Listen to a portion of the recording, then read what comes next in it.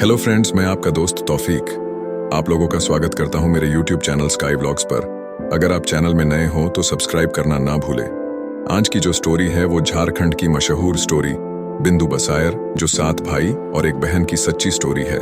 तो चलिए सुनाते हैं 7 भाइयों और एक बहन की अनोखी कहानी। झारखंड राज्य की एक सच्ची कहानी, हजारों साल पहले की। सुनकर रोंगटे खड़े हो जाएंगे।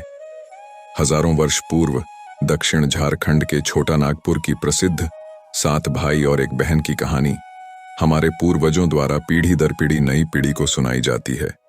इसी कड़ी में मैं भी अपने बुजुर्गों से यह कहानी सुनता आ रहा हूं, जिसके अवशेष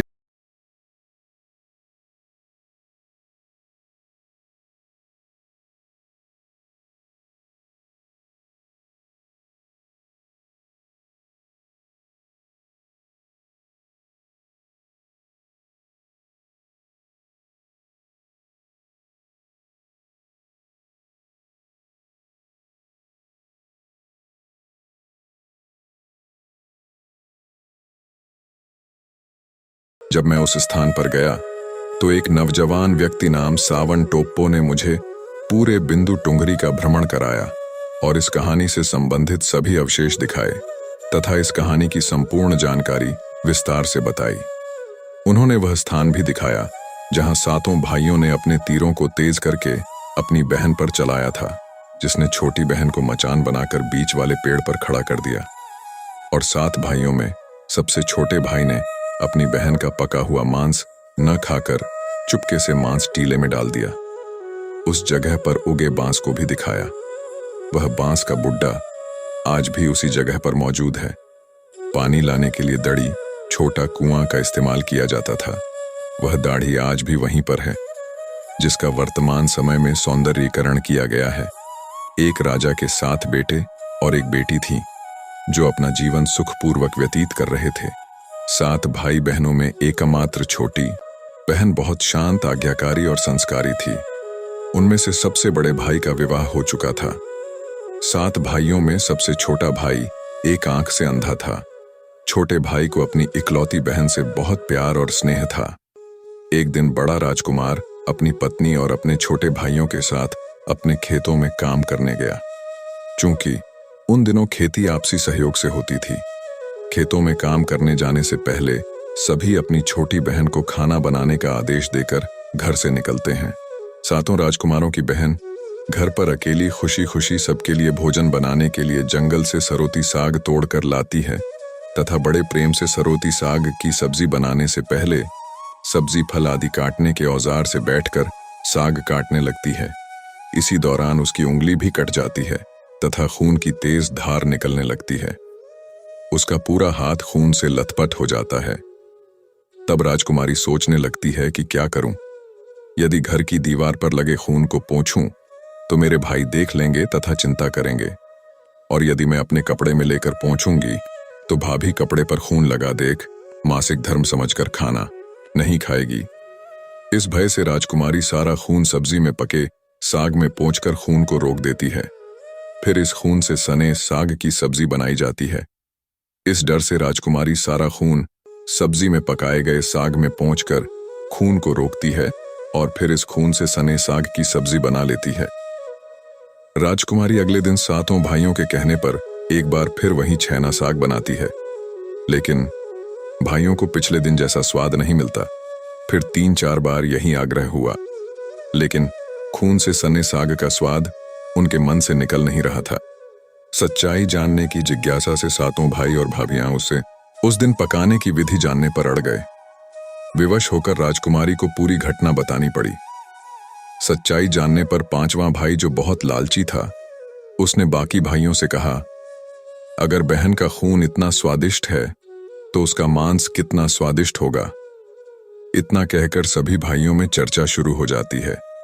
सबसे छोटे भाई को छोड़कर बाकी भाई राजकुमारी को मारकर उसका मांस खाने के लिए तैयार हो जाते हैं। मांस खाने के विचार से सभी के मुंह में पानी आ जाता है। भाइयों के मन में यह बात कौंधती है कि स्वादिष्ट भोजन खाने के लिए वे कितने लालची हो गए थे। यह जानकर राजकुमारी को एहसास हुआ कि उसके भाई उसका मांस खाने के लिए कितने लालायित हैं। एक दिन सातों भाई शिकार के बहाने राजकुमारी को एक घने जंगल में ले जाते हैं, जहां पूर्व दिशा से बने 4 मध्य वृक्षों पर बने मचान के नीचे पहुंचते हैं, जिस पर चढ़ने के लिए वह अपनी बहन से झूठ बोलकर कहते हैं कि इस मचान पर जंगली जानवर तुम पर हमला नहीं कर पाएंगे।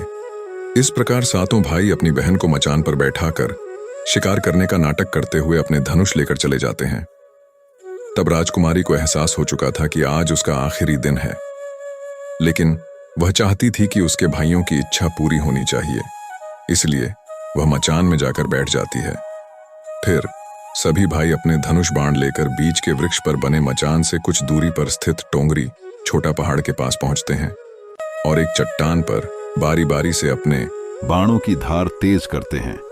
टोंगरी के ऊपर सबसे पहले बड़ा भाई अपने बाण को चट्टान में तेज करता है और अपनी बहन पर धनुष का निशाना साधकर बाण छोड़ता है।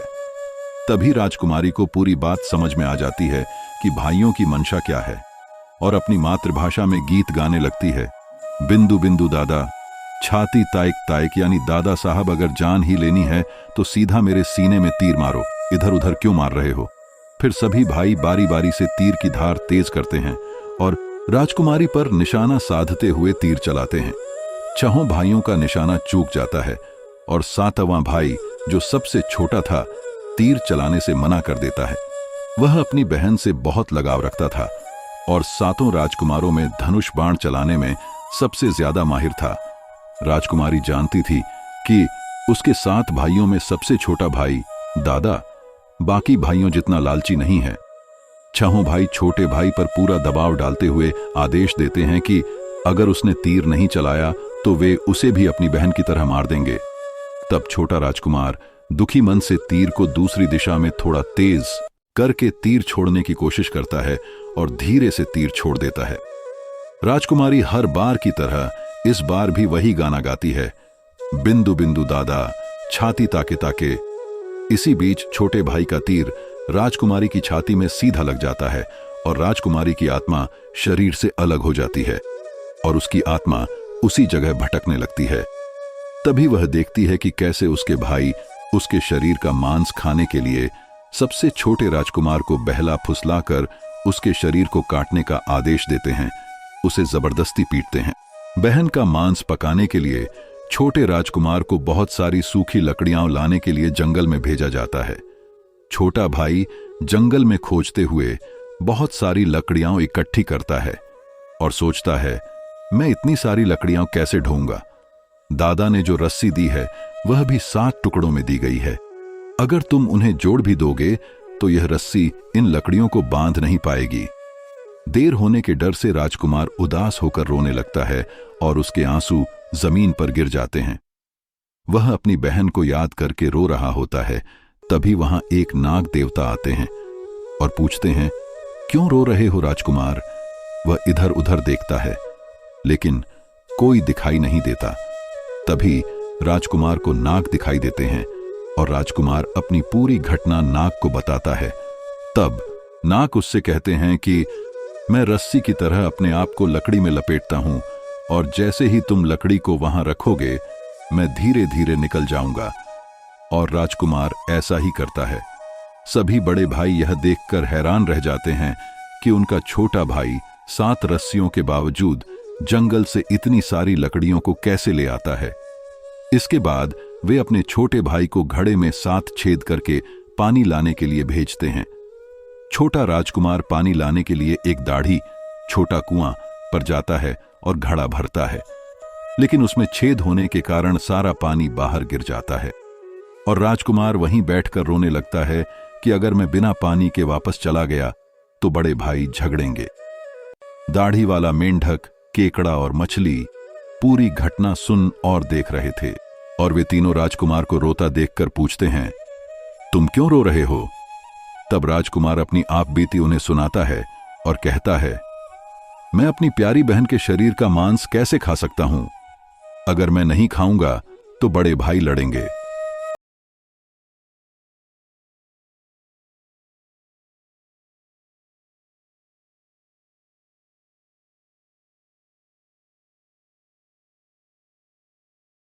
तुम मछली खाओ और जब वे हड्डी खाएंगे तो तुम केकड़ा खाओ। बड़े भाइयों को संदेह नहीं होगा। फिर राजकुमार ने वैसा ही किया जैसा केकड़े और मछली ने कहा था। रात को जब राजकुमारी का पका हुआ मांस खाने में परोसा जाता है तो बड़े भाइयों से छिपकर वह मांस को दीमक के टीले में रख देता है और समय के साथ वहां बांस का एक बड़ा सा झुरमुट उगाता है। इस घटना के वर्षों बाद एक भीख मांगने वाला जोगी उसी बांस के पास से गुजर रहा था और वह सुंदर बांस के बुंदे को देखकर सोचता है कि यदि इतने सुंदर बांस से केंद्र वाद्य बनाया जाए तो कितनी मधुर धुन निकलेगी। उसी समय बांस से आवाज आती है, ना काट काट रे जोगी, ई तो लागे भैया कर रोपल बांस। जोगी फिर भी बांस को काटता है। इस उद्देश्य के लिए जोगी बांस का एक मोटा टुकड़ा काटता है और ले जाता है। इस बांस की आवाज इतनी सुंदर है, यदि इसे केंद्र किस प्रकार का वायलिन बनाया जाए तो कितनी मधुर ध्वनि निकलेगी। और जोगी इस बांस से एक सुंदर केंद्र बना देता है। इस केंद्र से इतनी मधुर ध्वनि निकलती है कि जोगी जहां भी इसे बजाता लोग इसकी ध्वनि से मंत्रमुग्ध हो जाते थे। एक दिन जोगी घूमता घूमता बड़े राजकुमार के घर पहुंच जाता, लेकिन इस बार केंद्र की मधुर मधुर आवाज कर्कश हो जाती है और जब भी जोगी कोई नई धुन बजाने की कोशिश करता है तो वही धुन बार बार निकलती है, ना बाज बाज रे केंद्रा, ई तो लागू मोर दुश्मन कर घर। जब यह धुन बार बार दोहराई जाती है तो बड़ा राजकुमार जोगी की पिटाई करता है और उसे अपने घर से निकाल देता है। इस तरह घूमते हुए जोगी हर भाई के घर जाता है, लेकिन हर बार की तरह वही धुन बजती है, ना बाज बाज रे केंद्रा, ई तो लागू मोर दुश्मन कर घर। ये धुन सुनकर सभी भाई जोगी को डांटते हैं और उसे भगा देते हैं। आखिर में जोगी छोटे राजकुमार के घर पहुंच जाता है। छोटे भाई के घर के आंगन में उसके घुसते ही केंद्रा खुद ही गाना शुरू कर देता है, जोर जोर से बज रे केंद्रा, ई तो लागो मोर चोट भैया कर घर। बहुत ही मधुर मीठी आवाज की धुन सुनकर छोटा राजकुमार चंद्राकर मंत्रमुग्ध हो जाता है और यह धुन सुनने के बाद छोटा राजकुमार खुद को रोक नहीं पाता और केंद्रा की मांगी हुई सोने की मोहरें देकर जोगी से खरीद लेता है और जोगी का अच्छे से स्वागत सत्कार करके उसका अच्छा सत्कार किया जाता है। धीरे धीरे समय बीतता है और छोटा राजकुमार कुछ दिनों के लिए अपने काम से बाहर चला जाता है। जब वह वापस आता है तो देखता है कि उसका कमरा बहुत ही